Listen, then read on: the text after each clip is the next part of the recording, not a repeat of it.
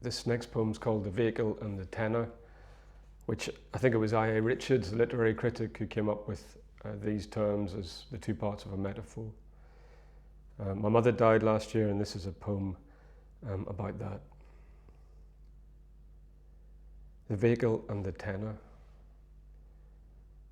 When it comes at me in the mirror with its meaning ramping up until it passes and lowers in pitch, I'm on the bit of the M1 where it bisects the ring of Gullion, and I switch lanes and let my right foot alleviate its weight on the accelerator of the Focus.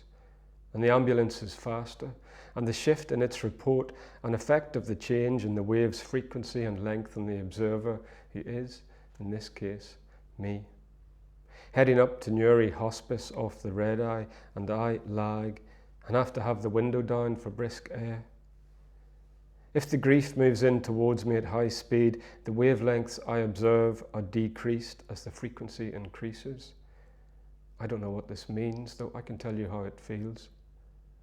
In the cryptic centre of my head, a voice recites a rhyme I read somewhere or heard once or otherwise made up.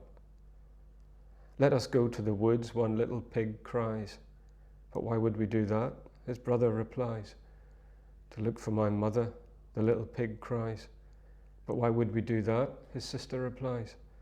For to kiss her to death, the little pig whispers.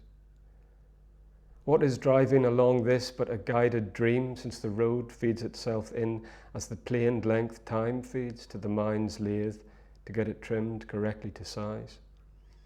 Heavy clouds, the waterlogged fields, a rainbow arcing faintly out to the west, and I keep that with everything I keep to myself. I am either in the midst of it or on my own, or both things are true at the same time. I kill the radio. Were the universe to finish, music would endure, though I have no memories left for the moment before. So when I think of you sat slumping on the edge of the mattress, zonked on Zopiclone, small and bald as a wee scaldie fallen out the nest and found there hours after you were meant to have gone on to bed.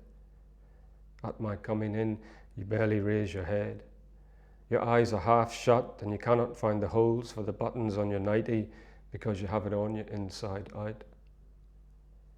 I know every journey to a source is homecoming, and I am bumming along the district of songs, along the great road of the fuse, towards you, through a depression left by the Calder's collapse.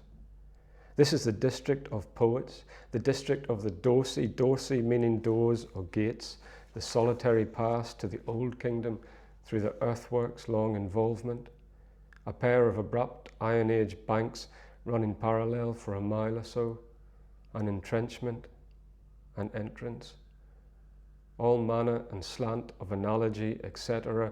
But when, in the end, we had kissed you to death, we sat and held your cold hands for a half hour more and wiped with tissues all the black stuff bubbling up from your lungs away from your lips, and wept a good bit, and got up then and folded your clothes and stacked your cards and binned the flowers, and I sat out there in my rental car in the car park as you kept on lying in here, past all metaphor, left by yourself on the cleared stage like a real corpse.